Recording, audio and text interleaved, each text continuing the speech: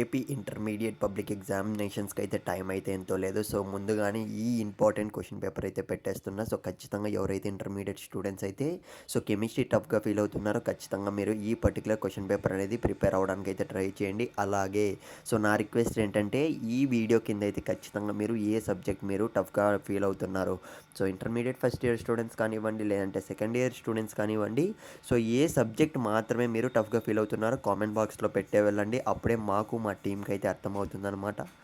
Students అందరూ కూడా ఏ question paper ఎక్కువగా టఫ్గా ఫీల్ అవుతున్నారు అన్న దానిపైన అయితే దాని మీద మీకు పర్టికులర్గా మీకు ఇంపార్టెంట్ క్వశ్చన్స్ దగ్గర నుంచి, మోడల్ పేపర్స్ దగ్గర నుంచి, రియల్ క్వశ్చన్ పేపర్ దగ్గర నుంచి పెట్టే ఛాన్స్ ఉంటుందన్నమాట. ఇక మనం ఏమాత్రం ఆలస్యం చేయకుండా వీడియోలోకి వెళ్ళిపోదాం. స్క్రీన్ మీద అయితే గమనించండి. ఇందులోటివి ఎన్ని క్వశ్చన్స్ రావచ్చు అని అయితే చాలామంది విద్యార్థుల డౌట్ ఉండొచ్చు.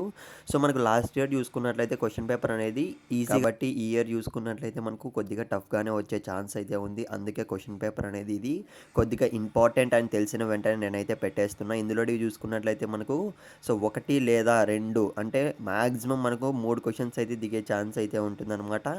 కాబట్టి ఒక్కరికన్నా ఈ వీడియో షేర్ చేయండి. అలాగే ఈ వీడియోకి అయితే నేను ఒక 100 లైక్స్ అయితే టార్గెట్ ఇస్తున్నా. ఖచ్చితంగా కంప్లీట్ చేయడానికి అయితే ట్రై చేయండి.